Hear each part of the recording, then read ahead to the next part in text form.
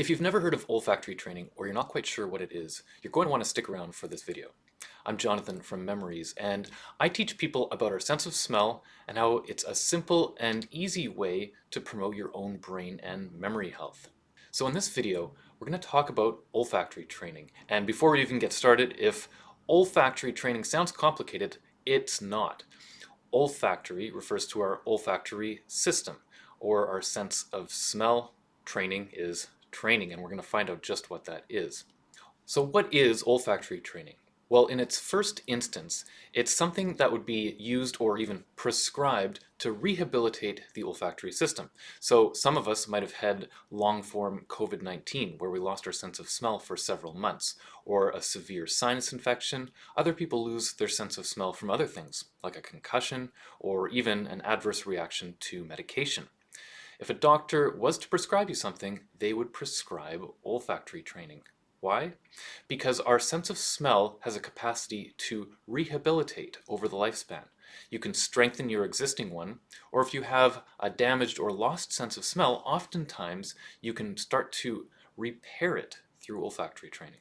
Olfactory training was first done in a scientific setting in 2009 by a researcher named Hummel, so it's a relatively recent intervention technique. What's been discovered over many studies now is that many people who have lost their sense of smell, are losing their sense of smell, or even just have a regular sense of smell will improve it through olfactory training.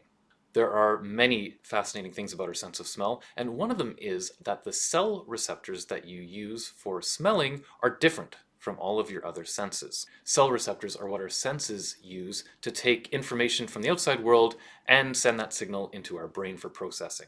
If you were to put something far enough up your nose, you would make contact with the cell receptors for your sense of smell.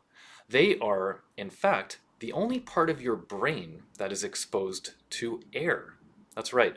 You have part of your brain on the outside of your body. It is the cell receptors for your sense of smell. Likely due to this environmental exposure, the cell receptors for your sense of smell renew throughout the lifespan.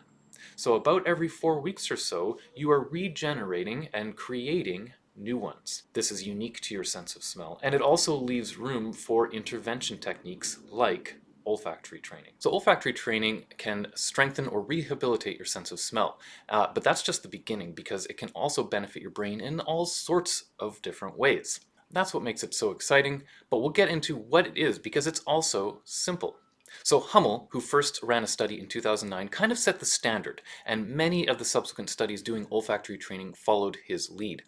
What we're doing with olfactory training is intentionally engaging with our sense of smell. In his first study, Hummel used 4 different odors. And the reason why he chose 4 is because our sense of smell can detect 4 different kinds of odors. Kind of like we have our 5 different elements for taste. For odor, they're identified as citrus, floral, resinous, we'll get into what that is, and aromatic, which we can also think of as kind of spicy. So for a proper olfactory training protocol, you would use scents from all 4 of those categories. And for each of those scents, you would use a single molecule odor. All that means is that it's not a mix. And so there are a lot of different scented products, even natural ones, that are mixed odors. And these can be great, there's nothing wrong with them. But for olfactory training, we're using a single molecule odor. The odors that Hummel picked for his first experiment, for the citrus, he chose lemon. For the floral, he chose rose. For resinous, he chose eucalyptus. And for aromatic, he chose clove. And so at Memories, when we make our kits, those are the ones that we use as well. But we can use alternate scents if we need to, if we really don't like the smell of eucalyptus, for example, which smells like Vicks Vapor Rub. You know, our brains and especially our sense of smell connect intimately with emotion. And so I'm sure that there are some people whose associated memory with eucalyptus, aka Vicks smell, might actually be being sick and having a caregiver rub ointment all over them. Alternatives for eucalyptus would include mint. So we're using 1, odors from all 4 of these categories. We're making sure that they're single molecule odors. And the third is a strong concentration. When I do presentations, a lot of people ask me, can't I just smell things from my cupboard in order to do olfactory training? And and you can certainly smell things from your cupboard. But in experimental designs, stronger odors work better. For a bit more context here, the gold standard in an experimental design is what's called the double-blind placebo test. This is where neither the experimenter nor the participants know who's getting the drug and who's getting a placebo. And so if I was testing something like a painkiller, I would give one group the painkiller, I would give one group a placebo, and they wouldn't know who's getting what, and I wouldn't know who's getting what. The double-blind placebo test. Olfactory training works with neuroplasticity and actually changing your brain. And so to have it really benefit you, you must do it for like 2 or 3 or more months. If you can imagine in an experimental design, one group being given things that smell and another group being given things that don't smell and told to smell these every day for months at a time, you're very unlikely to get them to actually do that. So what they have done is, in experiments, they've given one group strong scented odors and the other weaker scented odors. And what they found was that the stronger odors had more benefit. And so at Memories, we make kits with that in mind, trying to make them smell as much as possible. The last 2 technical pieces for olfactory training are to do this twice a day.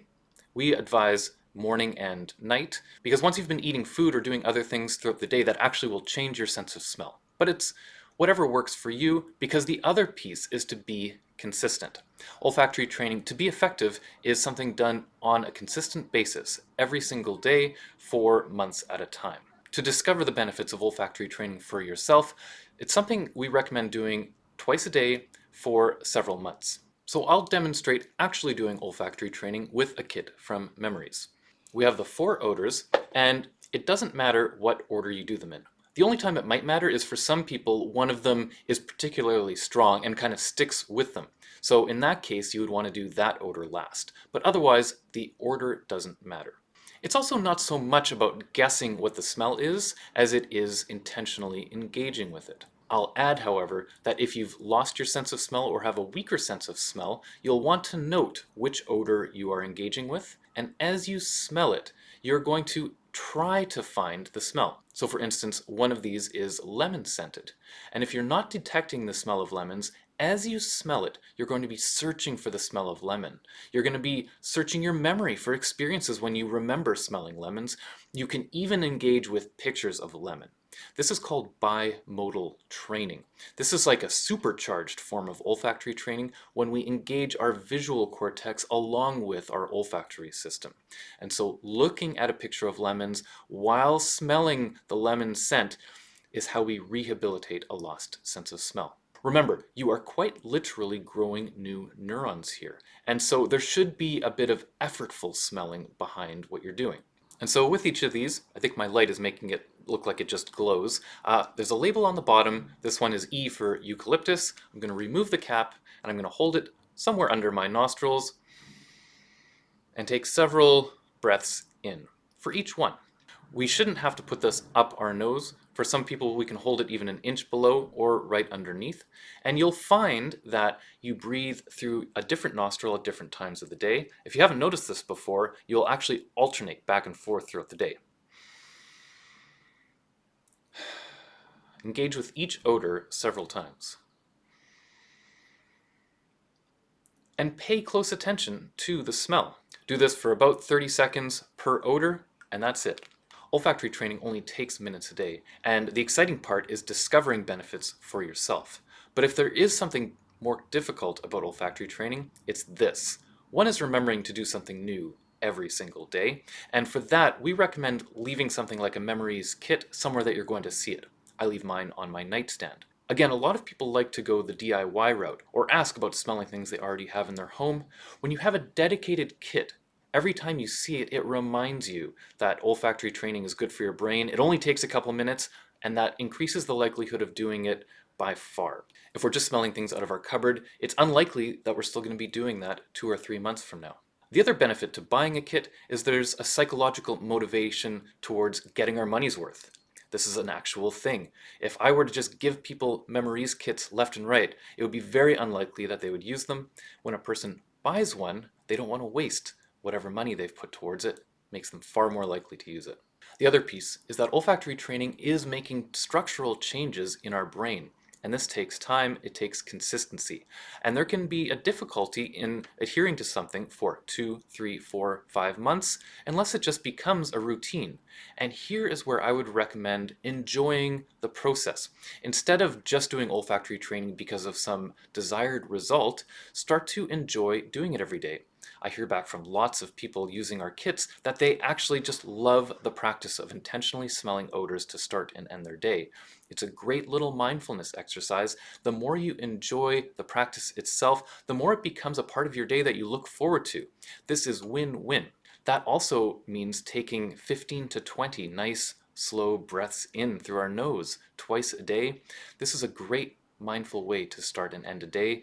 And if you're doing it with odors, then you get to experience the benefits of olfactory training. I hope you've enjoyed this video and that you've learned something new, and I hope you'll give olfactory training a try. I know for me, it's changed the amount that I taste food, and that's really exciting. I look forward to every single meal way more than I ever used to, and I'd love for you to find out for yourself what happens if you do olfactory training.